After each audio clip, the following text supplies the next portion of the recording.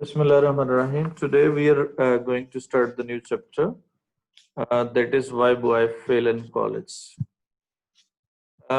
These are the very general reasons of chapter number 3. Herbert Hawkes की ये जनाब ऐसे है जिसमें बड़ी कॉमन सी रीजंस को डिस्कस किया गया है किस तरह से बॉयज फेल होते हैं. यहाँ पे not only boys, it is for every type of category of the students. लेन जी, दो तरह के स्टूडेंट्स उसने जिक्र करता है. एक वो स्टूडेंट जो क्या होते हैं, फेल हो जाते हैं कॉलेज में, और एक वो स्टूडेंट्स वो क्या करते हैं, पास हो जाते हैं.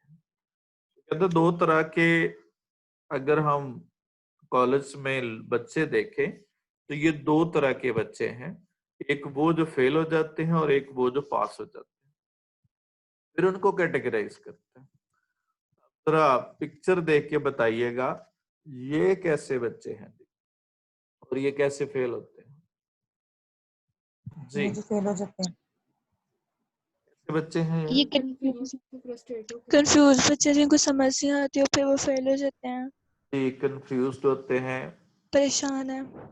परेशान है या कहीं और खोए हुए हैं, यानी काम कहीं और चल रहा है और कहीं और खोए होते हैं.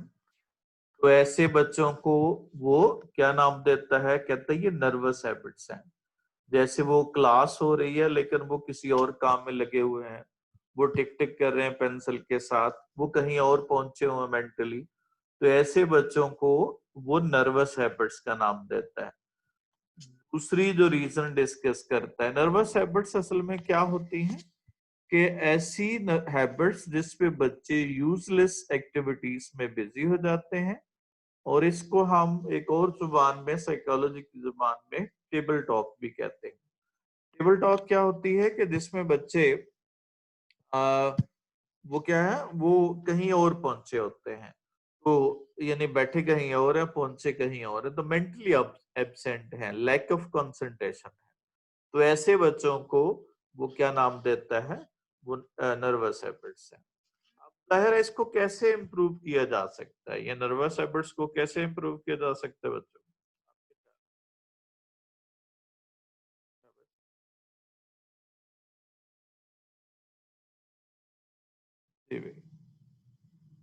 How can nervous habits be improved?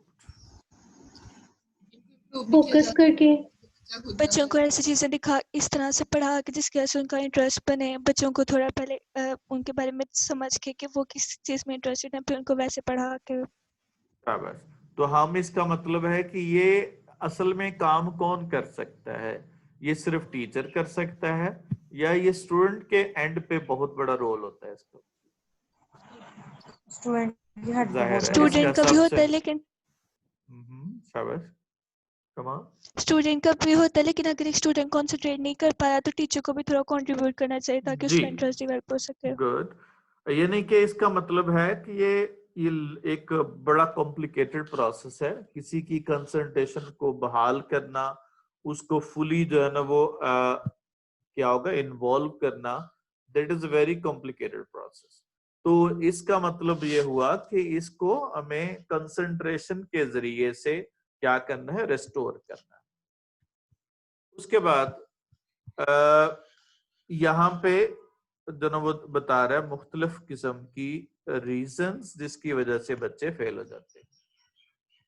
जी जी, जरा बताइएगा जी, क्या चाहिए इसको, क्या किया इसने, इसने कंसंट्रेशन को क्या किया, नर्वस हैबिट्स का इलाज कैसे किया, सेल्फ रियलाइज किया, खुद महसूस किया उसे, उसमें पुरस्कून लेके आया अपनी जिंदगी में. जाहिर है ये रेकलेस बच्चे होते हैं जो कंसंट्रेट नहीं कर पाते, वो इसीलिए वो क्या है, उनको काम की जरूरत होती है और कंसंट्रेशन की जरूरत होती है. तो ये चंद इलाज वो बताता है, हर रीजन को वो पहले डिस्कस करता है और उसके अलावा उस रीजन की मुख्तलिफ डायमेंशंस और उसके सोल्यूशन बताता है.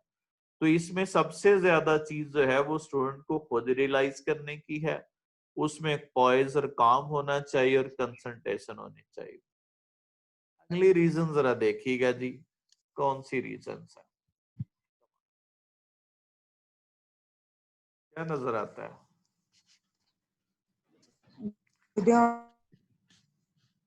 जी, एक तो ध्यान कहीं और है। बच्चों के अंदर एनर्जी नहीं है, जी, कोई सो रहा है, तो कोई कुछ कर रहा है। क्या होगा?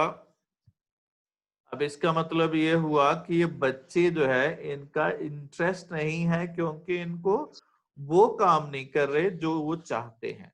इसका मतलब ये हुआ कि उनके लिए जो चॉइस किया गया है सब्जेक्ट, वो इनकी इंटरेस्ट के नहीं है। जरूरी नहीं है हर चीज में बंदा दिलचस्पी ले ले। बहुत सारे बच्चे हमने अपने एजुकेशनल, अपने टीचिंग करियर में देखे हैं कि जो एक काम में या मेडिकल में या किसी और बड़ा नोबल प्रोफेशन होता है, उसमें इंटरेस्टेड ही नहीं होते। अब राइटर भी यहाँ पे कहता है कि शौक का कोई मुल नहीं। वो एक कोटेशन की तरह वो बयान करता है, there is no test for like, क्या होगा, लाइकनेस। तो यानी कि ये हर बंदे की अपनी एक चॉइस होती है। तो कहता है कि बच्चे ऐसे इंटरेस्ट नहीं लेते, क्योंकि दो चीजों के खिलाफ होता है वो। एक तो उनकी एबिलिटी के खिलाफ होता है। दो चीजें मेन पॉइंट है इसका। एक एबिलिटी नहीं होती उनमें उस चीज की, और दूसरी ये है कि उसमें वो इंटरेस्ट नहीं होती। अगर एबिलिटी हो भी तो वो इंटरेस्ट नहीं होती, फिर आप कहेंगे इंटरेस्ट क्यों नहीं है। तो जाहिर है ये अल्लाह ताला ने इंसान की डाइवर्सिटी जो बनाई है, इसमें हर बंदे की इंटरेस्ट का लेवल डिफरेंट है। जरूरी नहीं है कि दो लोग एक तरह से इंटरेस्ट रखते हों।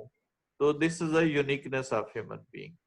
तो इसमें हमें डिस्टिंक्शन करने की जरूरत है, ताकि वो डिस्टेस्टफुल होता है उसके लिए, बच्चे के लिए वो सब्जेक्ट पढ़ना, और उसके नतीजे में क्या होता है, वो फेल होता है।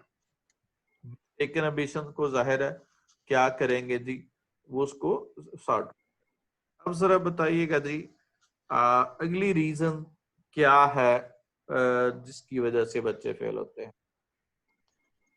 अगले रीजन उन्हें प्रॉपर मिस्टेक, गाइडेंस उनको गाइडेंस, वो इसी रीजन को हमने सोल्यूशन उसका देख रहे हैं कि अगर उनको गाइड किया जाए, सपोर्ट किया जाए। गाइड पहले क्या है कि सब्जेक्ट चेंज करवा दिया जाए। दूसरा क्या है, पेरेंट्स को बता दिया जाए। अक्सर कहता है, वो यहाँ पे जिक्र करते हुए कहता है कि पेरेंट्स जो है वो एग्री नहीं करते। वो कहते हैं कि हमारा बच्चा यही बनेगा, जैसे हमारे यहाँ होता है शकरगढ़ में कि बच्चे को जो है ना वो डॉक्टर ही बनाना है। बेशक वो उसकी इंटरेस्ट हो सकता है वो किसी और फील्ड में बहुत ज्यादा वो उसमें एबिलिटीज हो, लेकिन बच्चे को डॉक्टर बनाना है क्योंकि मेरे साथ वाली जो टीचर है ना उसके बच्चे भी डॉक्टर है। तो अल्लाह खैर सल्ला, फिर आपने डॉक्टर बनना ही बनना है। तो ये भी बड़ा एक कॉमन है। आई रिमेम्बर कि once there was a student whose mother was a teacher, and she was emphasizing her that she should be a doctor because her two fellows have their uh, children doctors. And after insisting and doing it for the 2 or 3 years, I think she repeated, but she was no more doctor. And ultimately she left it and got admitted into National Defense University Islamabad in I think IR or LLB. And she is now, I think she might be about to complete her education. So that's what we spoil a lot of years in that case. उसकी वजह से क्या है, उसकी reason ये है कि parents जो है ना वो ऐसा चाह रहे होते हैं। तो यहाँ पे कहता है उनको काउंसलिंग की जाए पेरेंट्स की, तो ये चेंज हो सकता है। अगली रीजन जी क्या नजर आई फेलियर की? बच्चे बीमार होते हैं, बच्चे बीमार होते हैं। कौन कौन सी बीमारियां कॉमन होती हैं उनकी? बच्चे जो है स्टूडेंट लेवल पे फटीग होती है, फीवर होता है अक्सर, फीवर होता मेंटल है। आयरन की कमी, पेट का दर्द बहुत कॉमन होता है। जी जी शाबाश। और उसमें भी एक बड़ी वजह जो है वो टेंशन होती है। बच्चे जो है ना वो जब स्ट्रेस्ड होते हैं तो वो सही तरह से फोकस नहीं कर पाते, और बहुत सारी कॉम्प्लिकेशन जो है वो अपेयर हो जाती हैं। Stress is a very fatal for the students as well as for the older ones, because it spoils a lot of functioning of क्या होगा ह्यूमन बॉडी। तो कोई भी काम है वो स्ट्रेस लेके किया जाए तो that is a very harmful, as I experience in just a few 2 or 3 days. I had to submit my uh, two articles of PhD, and I was so stressed for that because time was limited. And one day I felt that I would have some sort of nervous breakdown in that case. तो इतना सारा जो है ना वो हो जाता है, स्ट्रेस अगर लें तो फिर मैंने सोचा कि मैं क्या कर रहा हूँ, तो फिर मैंने अपने आप को कंट्रोल किया, तो फिर वो that was a much better than that. तो मैं एक अपना एक्सपीरियंस शेयर कर रहा हूँ कि दैट इज अ स्ट्रेस. और दूसरी फिजिकल जो है ना प्रॉब्लम अपेयर होती है, वो बच्चे खास तौर पे हमारी क्लासेस में जो बहुत ज्यादा ओवर कॉन्शियस हो जाते हैं. ओवर कॉन्शियस होने से क्या करते हैं, उनकी सेहत अफेक्ट होती है. और ये नहीं होता कि उससे ज्यादा टेंशन लेने से वो ज्यादा सीख जाते हैं या ज्यादा पढ़ लेते हैं, एज इट डजंट हैपन. वो उससे कम पढ़ते हैं वो बच्चे जो नर्वसली स्ट्रांग होते हैं. और एक और चीज याद रखनी है कि दो students who are nervously strong, वो ज्यादा उनका सक्सेस रेट है, एज आई कैन रिमेम्बर कि उनका सक्सेस रेट जो है ये एंटी टेस्ट में वो ज्यादा है. उसकी वजह से यह है कि वहां पे शॉर्ट टाइम होता है और नर्वसली स्ट्रांग बच्चे वो ज्यादा अच्छा परफॉर्म करते हैं. Once I remember कि one of my students is I think he has completed in KE, and he was a Hafiz, and he was not a very bright student, just he was average student, but he was nervously very strong. And now when it was NC test, he got, I think, more than it was 1035, I think his score was in NC test. At that time it was the previous system, though now he has completed his MBBS. तो इसका मतलब है कि वो average बच्चा था, he was not outstanding of his class, but he did it because. और बहुत सारे इंटेलिजेंट शॉप बच्चों जो बोर्ड में पोजीशन होल्डर पे थे, उनसे भी ज्यादा अच्छे नंबर थे.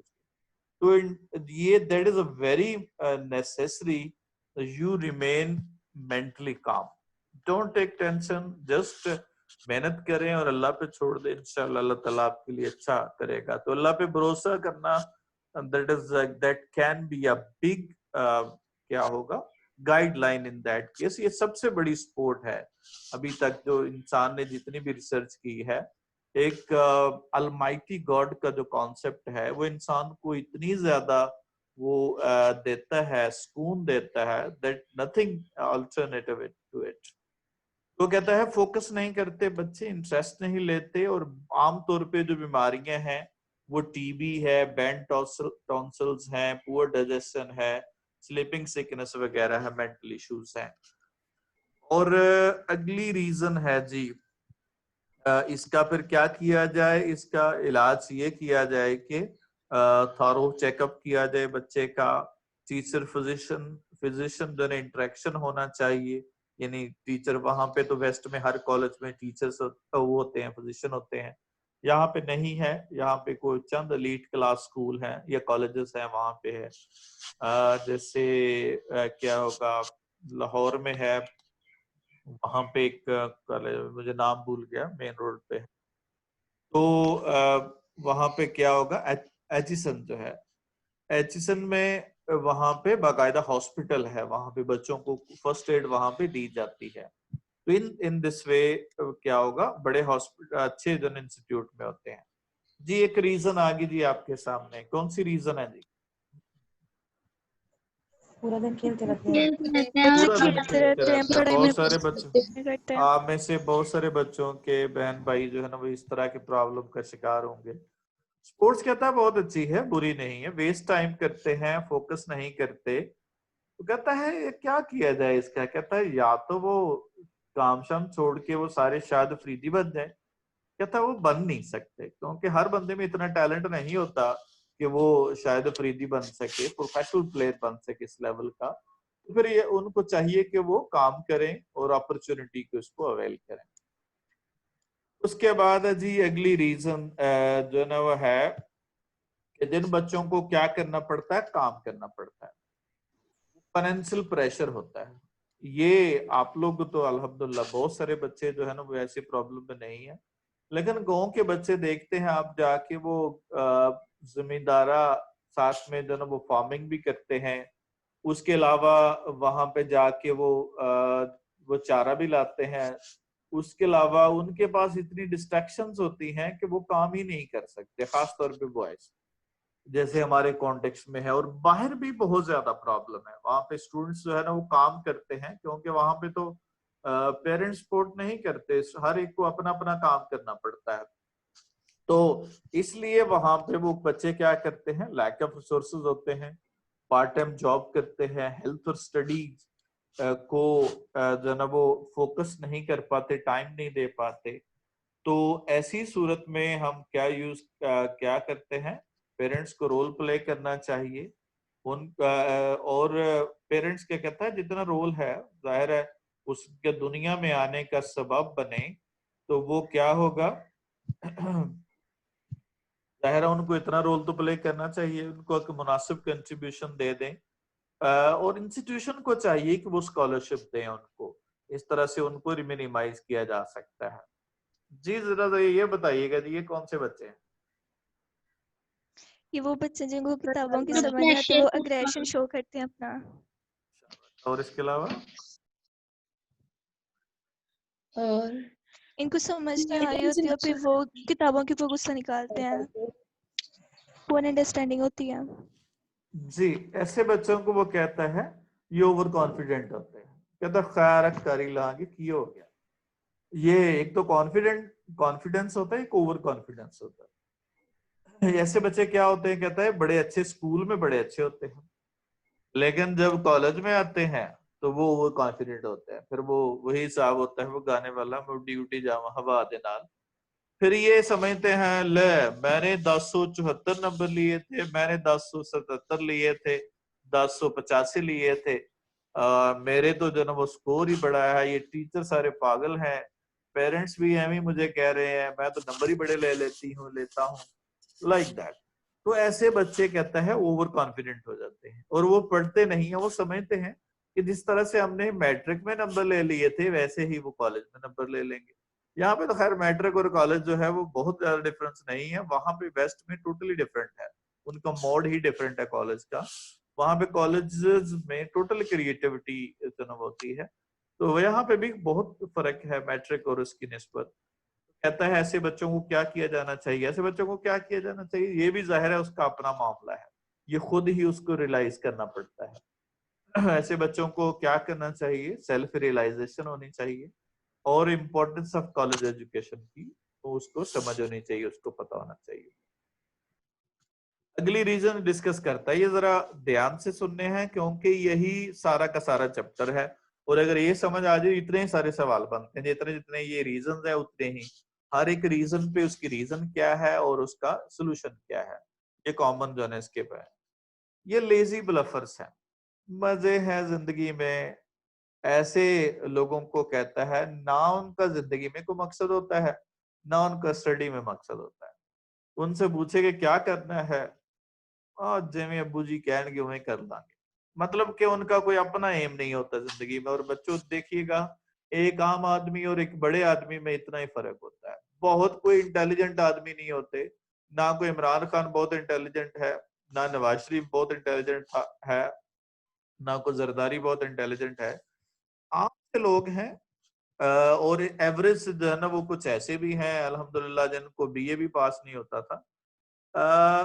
और जो है ना वो इमरान खान को भी स्पोर्ट्स की बेस पे दाखिला मिला हुआ था। मतलब के कहने का ये है कि असल में एक आम आदमी और एक जो है ना वो बड़े आदमी में इतना ही फर्क होता है। अगर हम बिल गेट्स को देखें तो उसको नौकरी नहीं मिली थी, सॉफ्टवेयर इंजीनियर को इतना नालायक था। स्टीव जॉब्स को कॉलेज से निकाल दिया गया था, एप्पल का आज बानी है।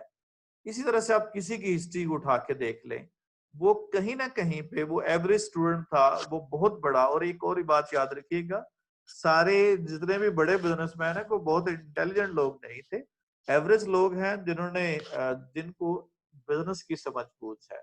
तो दुनिया के अमीर तरीन आदमी सारे के सारे ऐसे ही। तो बहुत ज्यादा इंटेलिजेंट वाले लोग जो है वो नहीं, वो बहुत बड़ा बिजनेस नहीं कर पाते, वो बहुत ज्यादा सोचते हैं, रिस्क नहीं ले सकते। तो ये भी एक दुनिया की हकीकत है। और वैसे भी इंटेलिजेंस का तल्लुक, रिस्क का तल्लुक या दौलत का तल्लुक इंटेलिजेंस के साथ नहीं है। ये अल्लाह ताला अगर ऐसा रखता तो सारे जो ना वो बेवकूफ भूखे मर जाते, ऐसा नहीं है। मैंने जिंदगी में देखा है बहुत सारे लोग जो ना एवरेज से भी कम इंटेलिजेंट के लोग होते हैं, इंटेलिजेंस के लोग होते हैं, लेकिन वो बड़े सक्सेसफुल बिजनेसमैन होते हैं जी। तो हमने देखें जी, इनको वो कहता है कॉलेज आते हैं और जाते हैं। आपने देखा होगा कॉलेज और एकेडमी में कोई जो है ना वो बच्चियां माशाल्लाह कभी आ रही हैं कभी जा रही हैं, जैसे जो है वो उनका उनके उनका काम ही बड़ा हो इस दुनिया में, यानी कि उनके बगैर जो ना एकेडमी चल ही नहीं रही।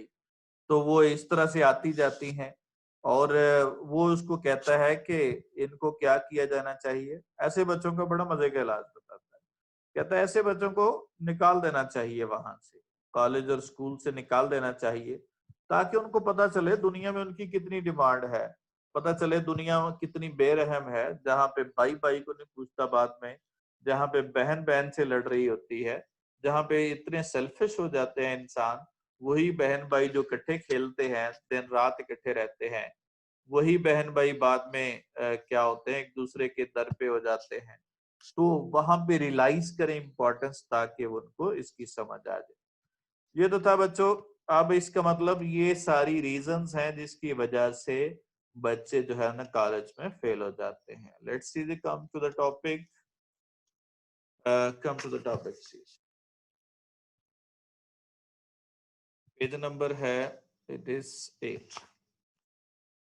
Of the boys who don't reach their national economic boundary, उन बच्चों में से जो अपनी फितरी, मेरी आवाज आ रही सभी को?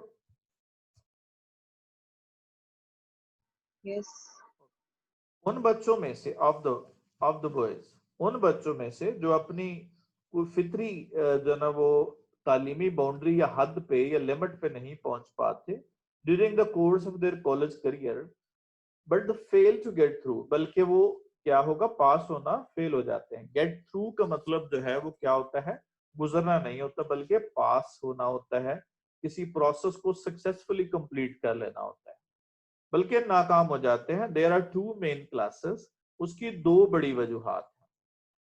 और क्या होगा, two main classes, those who try and those who don't try. एक वो है जो ट्राई करते हैं और एक वो जो ट्राई ही नहीं करते।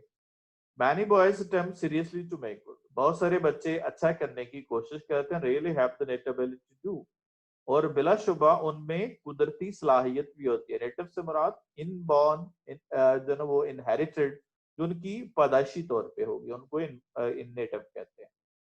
But find it almost impossible to sit at a desk, लेकिन वो तकरीबन नामुमकिन होता है उनके लिए बैठना डेस्क पे, and concentrate on task assign, और उनको दिए हुए कामों को मुकम्मल करना। अब जरा देखिएगा, इट इज इम्पॉसिबल, ये इट इज के बाद जो है वो एडजेक्टिव इस्तेमाल किया और उसके बाद इंफिनिटिव का स्ट्रक्चर इस्तेमाल होता है। और जब टू सिट है तो एंड कंसंट्रेट है, तो यानी कि जो इंफिनिटिव की कोऑर्डिनेशन आपस में वो टू प्लस फर्स्ट फॉर्म, और एंड के बाद भी two plus first form. On the task assigned, assigned का मतलब गिवन, जो उनको काम मिला होता है उस पे उनका इस पे फोकस करना मुश्किल हो जाता है। There is a boy who sits down to study, एक बच्चा है जो पढ़ने के लिए बैठता है। ओपन दिस बुक, अपनी किताब खोलता है, and before starting on the work, और काम शुरू करने से पहले अपने आप से कहता है, I think I had better sharpen my pencil, मेरा ख्याल है पहले जरा मैं अपनी पेंसिल तराश लूं। आई हैड बेटर के बाद हमने बेर इंफिनिटिव इस्तेमाल करना, sharpen. It needs needs it badly, इसकी इसे बड़ी जरूरत है। अब यहाँ पे सेमीकोलन इस्तेमाल किया गया, पंक्चुएशन भी आपका एंट्री टेस्ट का हिस्सा है। तो ये सेमीकोलन यहाँ पे, बिकॉज यहाँ पे कोई कंजक्शन की जगह पे हम कोऑर्डिनेट कंजक्शन की जगह पे सेमीकोलन इस्तेमाल करते हैं, क्योंकि इसकी इससे जरूरत है। And when he has sharpened it, जब उसे तराश लेता है, ही ऑब्जर्व, मुशाहिदा करता देखता, ऑल पेंसिल्स नीड शार्पनिंग, सभी को इसकी जरूरत, and so on until his time is gone, यहां तक उसका टाइम गुजर जाता है, नथिंग हैज डन, और फिर कुछ भी नहीं होता। अब until such, अब जरा देखिए इस सेंटेंस में क्या होगी, and until his time is gone and nothing has happened. इस सेंटेंस में क्या गलती है जी?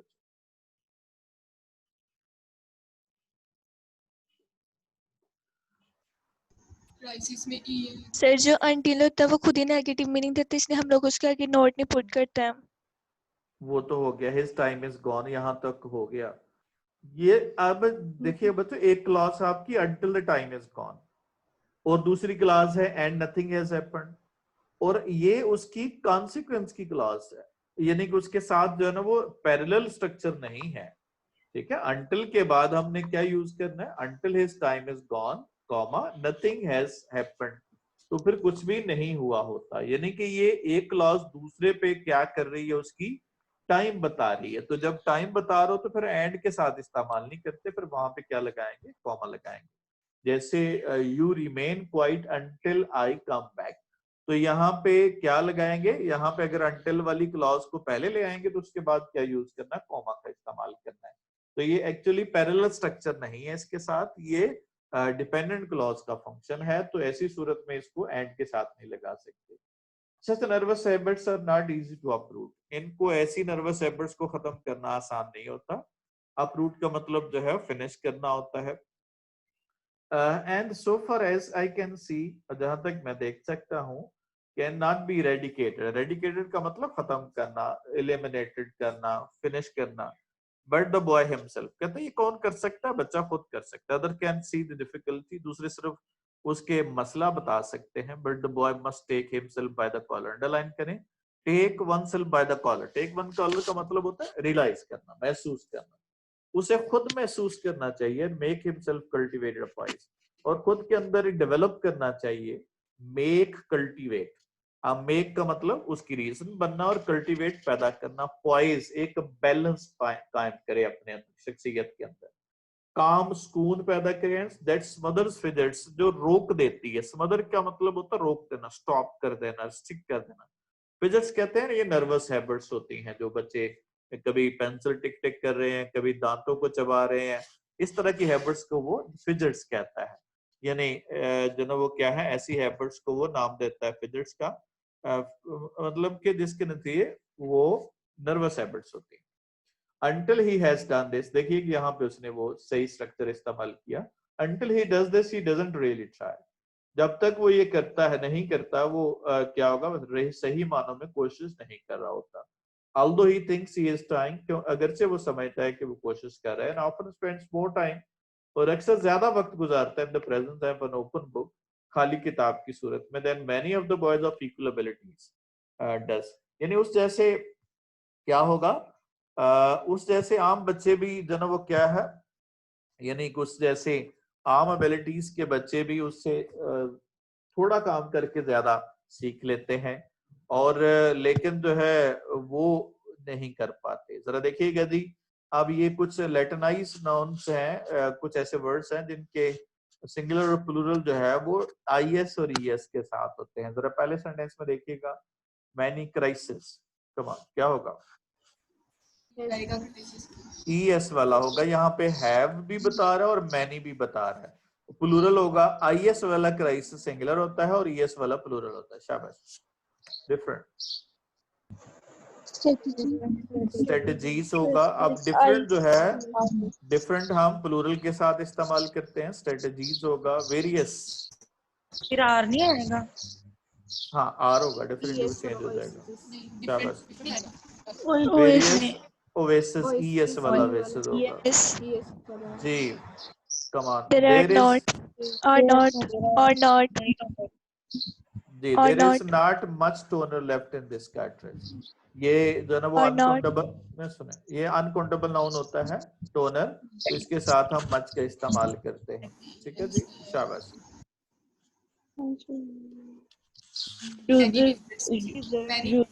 मैनी विजिट्स होगा, क्या होगा, यूज देयर वेंट्स इनकरेक्टली। जी, विजिट का पता ना, वेंट्स का पता, वो जो जिस तरह से वो हैरी पॉटर में होता है, या वो क्या नाम है आजकल, बालवीर लगता है, वो जो जादू वाली छड़ी होती है, वो उसको कहते हैं वेंट्स जी।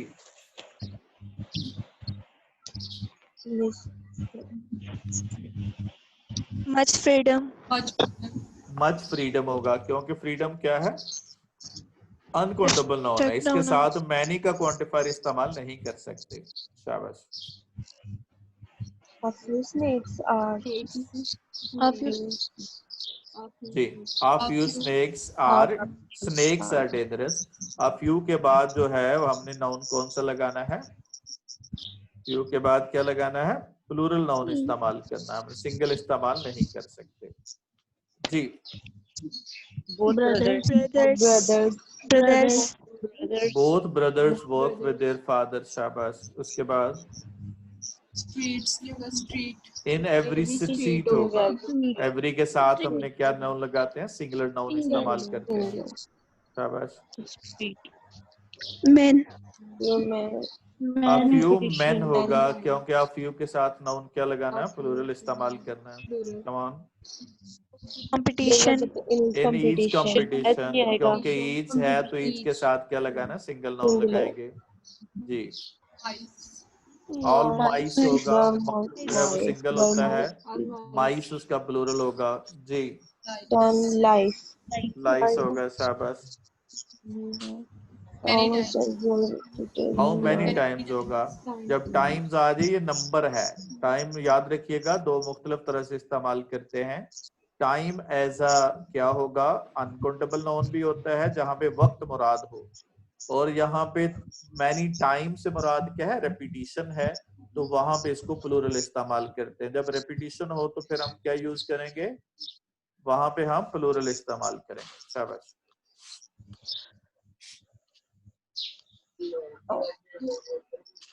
जी, क्या होगा, I have been doing, I have been doing,